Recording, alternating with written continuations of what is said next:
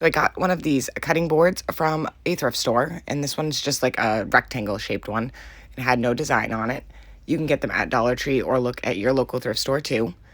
I got this fabric at Dollar Tree. I cannot believe that Dollar Tree had this fabric. It is so cute. I absolutely love it, and you'll need your dishwasher safe Mod Podge. So the first thing I'm going to do is make sure that my cutting board is very clean. I wiped it down with some rubbing alcohol after I washed it and let it dry completely. I'm going to take my fabric and I'm going to cut it to the size of the cutting board.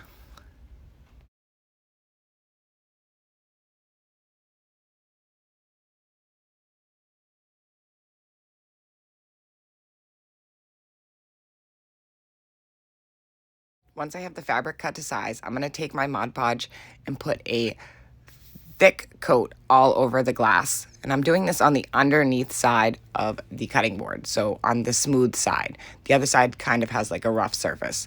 So I'm going to make sure that I put a nice thick coat on, and I'm focusing on the edges mostly, and then some obviously in the center, but mostly you want to focus on the edges. Next, I'm going to take my fabric and I'm going to lay it down, and I'm going to use my hands and I'm going to press it onto the cutting board. And I'm just going to keep going over it until every inch of it is stuck. And you want to smooth it out with your hands. You don't have to iron first, because once you start pressing it down, the wrinkles just disappear. So as you can see, it's all stuck on. Now I'm going to add a really generous coat to the back side right on top of the fabric. And I'm going to make it so that this fabric is saturated with the Mod Podge. And again, I'm going to focus mostly on the edges, really well on the edges. And that is going to make it so that nothing goes underneath the fabric once it dries, and that really gets a good adhesion. And as you can see, I'm using a generous amount. You want your fabric to be saturated. And then again, I'll use my fingers to spread out and make sure that everything is stuck. You can use your paintbrush as you're doing it. I just kind of press down really hard on it to make sure that it's sticking. And then I use my fingers just to make sure that it's fully stuck. Once you have done the second coat on top of this, you're going to let it dry overnight, or even for 24 hours if needed, until it's fully dry.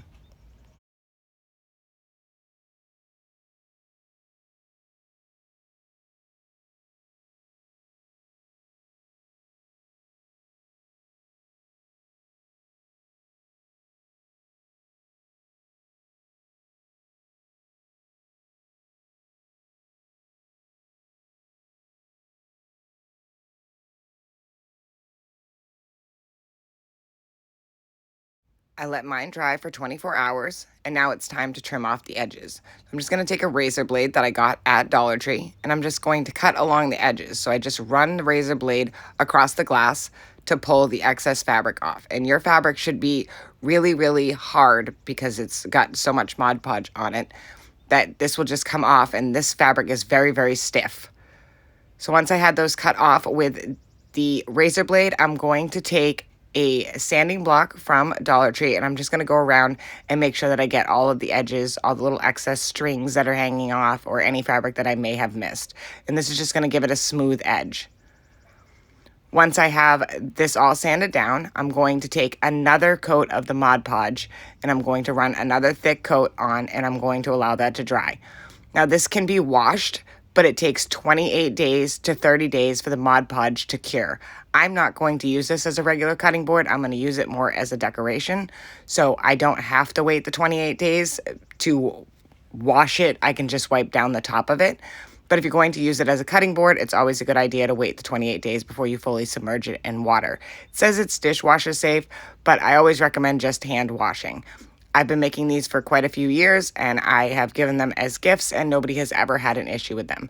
You just want to make sure that you use a significant amount of Mod Podge when you are doing this project, and allowing it to dry and cure for the time it needs. And as you can see, there it is all done. I'm going to add those little feet that go on the bottom of a cutting board. I just have to get them, and then this will be completely finished. I just love how it turned out, and I love the colors, and I love that fabric. Thank you guys for watching. I hope you enjoyed this video. I hope it inspires you to make one. And as always, don't forget to spread the chaos.